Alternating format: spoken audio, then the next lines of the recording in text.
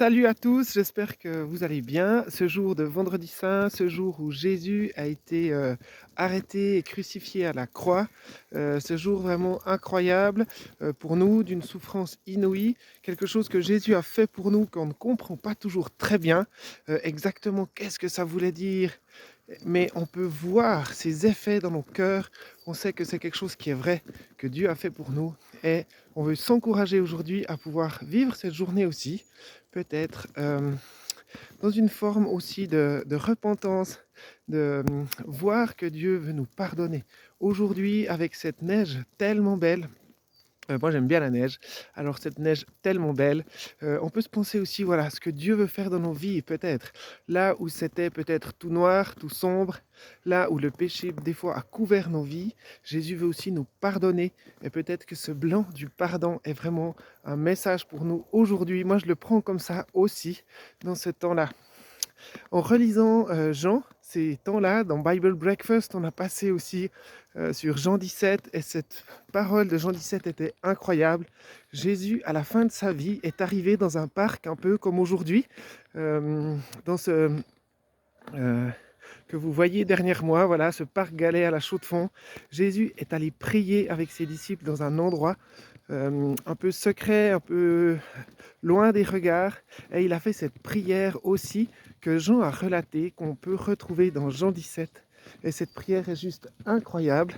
Il y a de la neige qui tombe du toit, on doit faire attention. Cette prière est juste incroyable. Parce que dans cette prière, Jésus va montrer tout le projet qu'il avait pour ce monde.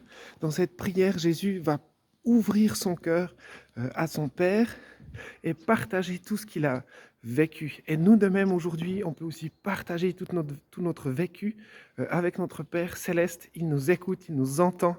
Et l'autre chose dans ce projet que Jésus avait, c'était qu'on puisse tous avoir la vie éternelle. Ça c'est sûr, c'est quelque chose que Dieu a pour nous.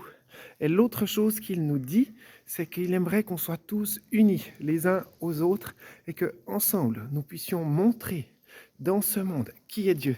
Et c'est vrai que c'est pas toujours évident parce que être unis, être attachés les uns aux autres, c'est un énorme défi. Peut-être qu'on peut prendre l'exemple d'un corps où il y a des os, des muscles, des tendons, des articulations, et chaque élément est vraiment uni d'une proximité incroyable. Dans notre corps, il n'y a pas de vide, pas beaucoup, à part dans nos poumons peut-être, sinon il n'y a pas de vide. Tout se touche, tout s'entrechoque, tout se tient les uns avec les autres. Et dans l'Église, aussi à Welcome, c'est ce qu'on aimerait vivre, c'est une proximité suffisante pour que les uns et les autres, on puisse fonctionner ensemble et qu'on puisse aussi avoir de l'effet dans ce monde. Comme notre corps a de l'effet quand on bouge, notre bras, on peut faire des choses, on peut faire par exemple une carte, on peut écrire une carte, on peut faire des bricolages, on peut faire plein de choses aussi pour offrir aux autres. Eh ben, de la même chose, on aimerait aussi être une église welcome qui peut offrir à ce monde une image de Dieu. Bien sûr, on n'est pas les seuls en ville et on se réjouit de ce que les autres églises peuvent faire aussi, mais aujourd'hui, peut-être ce temps pour se dire, bah tiens, quel est ce projet que Dieu a pour moi? Quel est ce projet que Dieu met dans mon cœur? C'est quoi mes projets aujourd'hui? Comme Jésus avait ce projet de créer ce peuple de Dieu, avait ce projet de porter ses disciples au-delà de ce que lui a vécu, il prie pas seulement pour ses disciples, mais il prie pour ceux qui sont après eux, ça veut dire pour nous, et il prie qu'on soit unis les uns aux autres comme on est unis au Père. Alors qu'aujourd'hui, et ce temps de Pâques, ça puisse être un temps où on peut être unis au Père, où on peut continuer de demeurer dans cet amour du Père, cet amour qui ne reste pas tranquille, mais qui donne autour de soi. Quand on reçoit l'amour de Dieu, cet amour, il déborde, on ne peut pas retenir la vie. Et peut-être que parfois on peut, oui, en tant qu'être humain, on peut dire non à cette vie que Dieu donne, on peut y mettre des limites, on peut dire stop, on peut ne pas y entrer, mais il y a une invitation de Dieu. Et peut-être qu'aujourd'hui, c'est aussi, si on sent qu'il y a des choses peut-être qui nous ont pesé, des exemples de relations qui nous ont amenuisés dans notre vision d'avenir, d'être les uns avec les autres, si parfois on a laissé tomber des projets de servir Dieu ou de je ne sais pas quoi, différentes choses, Heu, je pense particulièrement aux relations aujourd'hui, tout ce qui a pu nous blesser, tout ce qui a pu nous détruire aussi. Ces mauvais exemples de relations, on a besoin de se représenter à nouveau, d'avoir une nouvelle représentation de ce qu'est l'Église, de ce qu'est vivre les uns avec les autres et c'est sûr qu'avec Welcome, on aimerait le vivre, aussi ça, hem et on aimerait pouvoir aussi, vivre cette équipe les uns avec les autres au service de Dieu, au service de cette mission que Jésus nous laisse aujourd'hui, d'être ses témoins, d'être l'image de Dieu pour ce monde. Ça veut dire que dans ce monde, quand les gens, ils veulent apprendre à connaître Dieu, qu'ils puissent rencontrer une église, n'importe laquelle, mais aussi Welcome qui fait partie, qu'ils puissent rencontrer des gens de Welcome et aussi la communauté quand elle se rassemble et qu'ils puissent voir l'amour et l'unité que Dieu peut donner. Et c'est un énorme défi parce que ça vient toucher nos cœurs, ça vient toucher nos croyances profondes, ça vient toucher beaucoup de choses qu'on a pu construire, mais laissons Dieu et laissons Jésus nous toucher.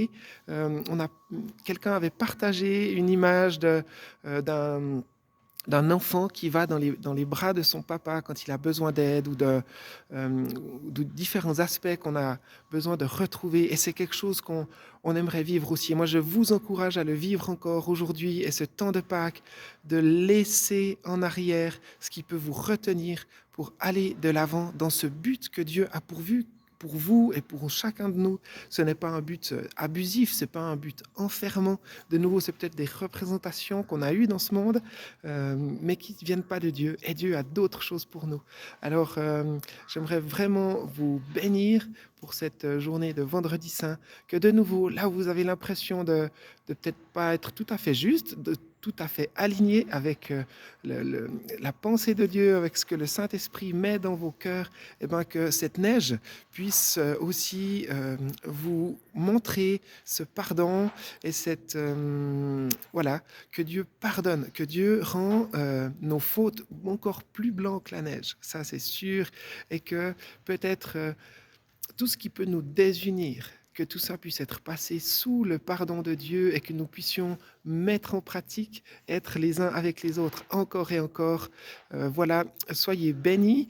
Peut-être pour certains, on se voit dimanche pour ce petit-déj café croissant, pour célébrer, fêter Pâques ensemble, fêter cette résurrection. Oui, il est vraiment ressuscité.